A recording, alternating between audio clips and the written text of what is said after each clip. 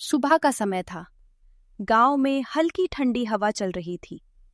कुछ लोग खेतों की तरफ जा रहे थे तो कुछ लोग अपने घरों के बाहर चूल्हा जला रहे थे।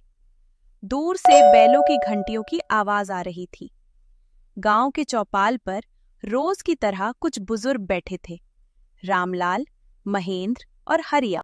इस बार फसल ठीक हुई है, तो सोचा था कि गांव में छोटा सा कार्यक्रम रख लेते हैं। हाँ, पिछले साल तो बारिश की वजह से कुछ हो ही नहीं पाया था।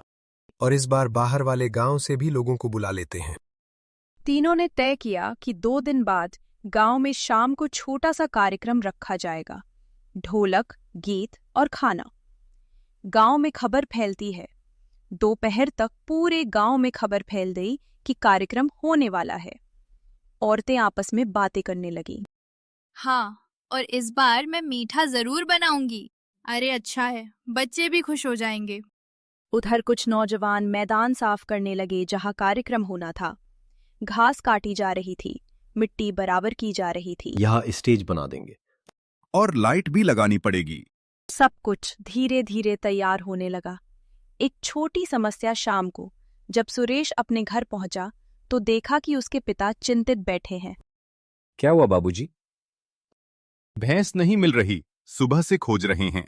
सुरेश थोड़ा परेशान हो गया। वो तुरंत अपने 2 दोस्तों को लेकर खेतों की तरफ गया। उन्होंने आसपास के खेत, तालाब और रास्ते देखे, लेकिन भैंस कहीं नहीं मिली। गांव में चर्चा रात तक ये बात पूरे गांव में फैल गई। कुछ लोग कहने लगे, शायद जंगल की तरफ चली गई होगी। कुछ बोले, किसी ने खोल दी होगी रस्सी। सुरेश के पिता चिंतित थे, क्योंकि वो भैंस उनके लिए बहुत जरूरी थी। अगले दिन की तैयारी और चिंता, अगली सुबह भी भैंस नहीं मिली। लेकिन कार्यक्रम की तैयारी भी चल रही थी।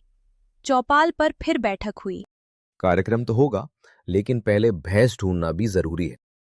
4-5 लोग अलग अलग दिशाओं में खोजने निकल गए। सुरेश तालाब की तरफ गया।